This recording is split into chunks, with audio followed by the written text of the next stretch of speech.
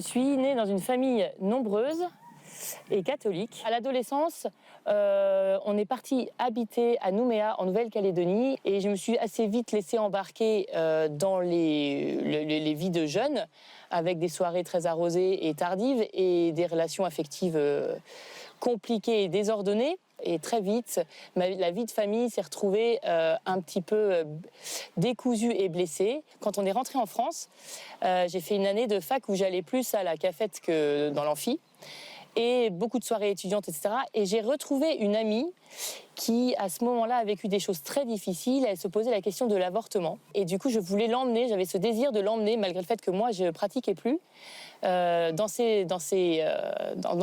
un lieu comme ça de rencontre de jeunes, pour qu'elle puisse expérimenter des cathos chrétiens joyeux. La veille du départ à cette rencontre de jeunes, elle annule, elle me dit qu'elle ne vient pas, et du coup je pars seule. Et je suis arrivée dans ce lieu, dans cette rencontre de jeunes. Ils avaient tous le sourire, ils se connaissaient pour la plupart, beaucoup, et je me sentais pas, vraiment pas à ma place. Je rentre à la messe et j'ai un grand malaise physique, et je me mets à fondre en larmes, à pleurer et à avoir envie de changer de peau d'une certaine manière.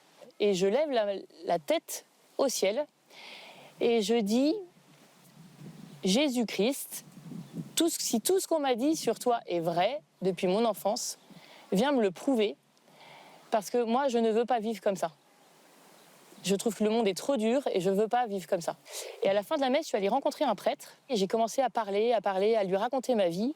Et comme je fermais les yeux, j'avais vraiment la certitude que Jésus était là et que c'était Jésus, dans la personne du prêtre, qui me posait la main sur l'épaule et qui me disait « Je suis là, j'ai été toujours à côté de toi, je suis là, je reste avec toi. » Et je suis ressortie de cette confession avec une paix que je n'avais jamais vécue. Je suis retournée dans ce lieu de pèlerinage l'année suivante. Je vais voir le prêtre et je lui dis voilà, j'ai vécu quelque chose de très fort l'année dernière, mais il y a des choses qui restent, notamment dans mes relations familiales.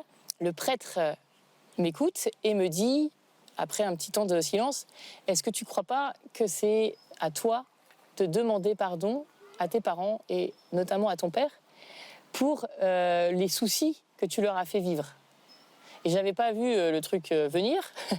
Du coup, après un bon moment, je suis allée retrouver mes parents et je suis allée leur demander pardon pour l'ado que j'avais été. Voilà, et aujourd'hui, on a une relation vraiment très forte et chouette, quoi. Et, c'est grâce à ce pardon échangé.